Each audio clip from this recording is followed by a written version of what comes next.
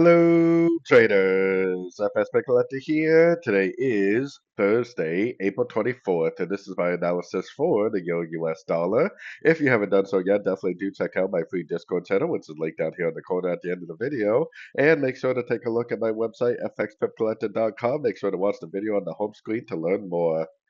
So, like I was talking about yesterday, there is definitely a chance especially because this is three waves up right here, that this is either a running or an expanding ABC correction. If it's a running, then it definitely would make a higher low, and we definitely do have a potential five waves down right here. So, it's looking like there's a good chance this could end up being a running ABC flat.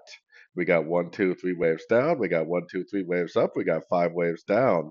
The thing that is really going to prove that is seeing it going up and breaking above structure. It definitely looks like a running flat, and by the time it goes up and breaks structure, it's going to be a little bit too late to get in.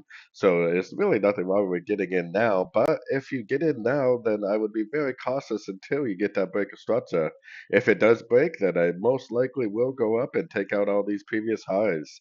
I still think there's a good chance we may start a big pullback on the much higher time frames, but we have to realize that all the higher time frames are definitely still in an uptrend, and there's still no reason yet to say that this is not going to continue the uptrend, which is why we still need to look at every move down as possibly being nothing more than a correction to the uptrend.